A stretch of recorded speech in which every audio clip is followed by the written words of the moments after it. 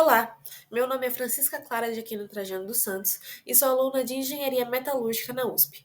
Realizei essa iniciação científica na Escola Politécnica sob a orientação do professor André Luiz da Silva. Este trabalho tem como foco o desenvolvimento de produtos e soluções para a utilização em grande escala de rejeitos. Como todos sabemos, a mineração é muito importante para a nossa economia, mas ela gera um volume muito grande de resíduos.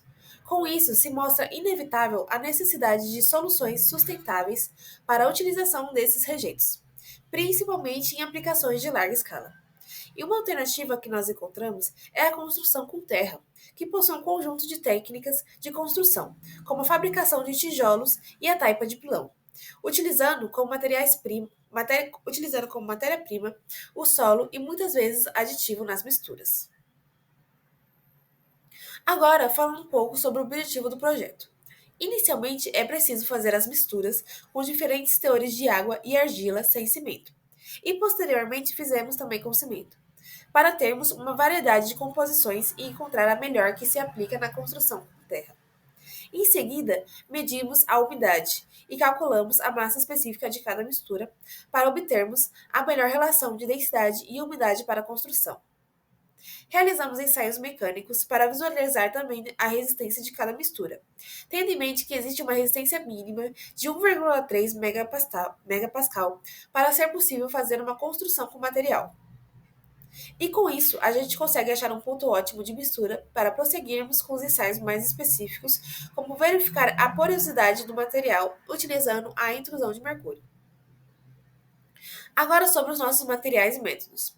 Primeiro, foi feita as misturas sem cimento, utilizando um speed mixer, como vocês podem ver aqui na imagem, que faz as misturas de uma forma muito homogênea dos materiais utilizados.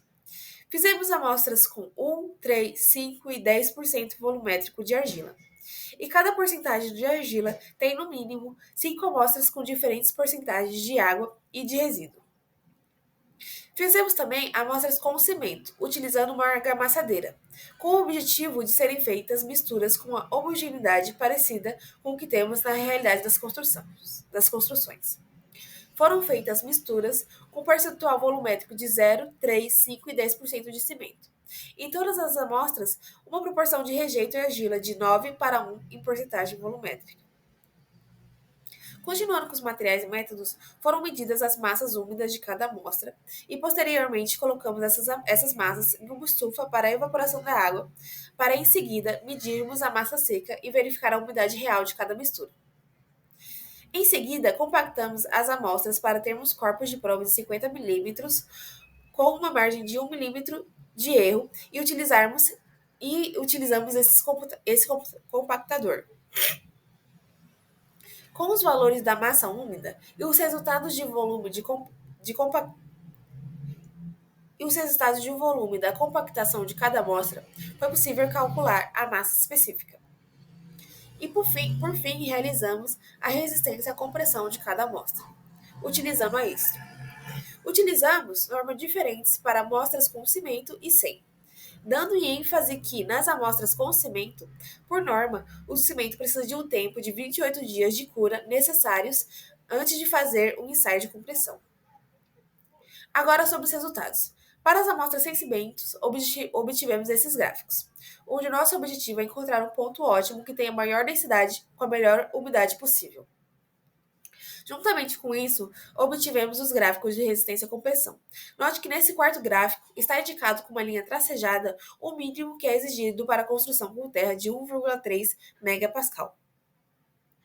Agora sobre as amostras com cimento. Obtivemos esses gráficos que relacionam a umidade e a massa específica aparente seca dessas amostras, tendo pontos muito promissores de composições. Sobre as nossas conclusões. As amostras sem cimento, com percentuais inferiores a 5%, não atingiram as necessidades mínimas de resistência requerida para a construção por terra. Para um melhor desempenho, foram feitas as amostras com cimento, e os ensaios de compressão das amostras com cimento ainda serão feitos. Por fim, para os agradecimentos, agradeço à empresa Vale e à unidade Embrapa pelo apoio financeiro para a realização dessa iniciação científica. Agradeço também ao professor André e às pessoas que me ajudaram a fazer esse projeto.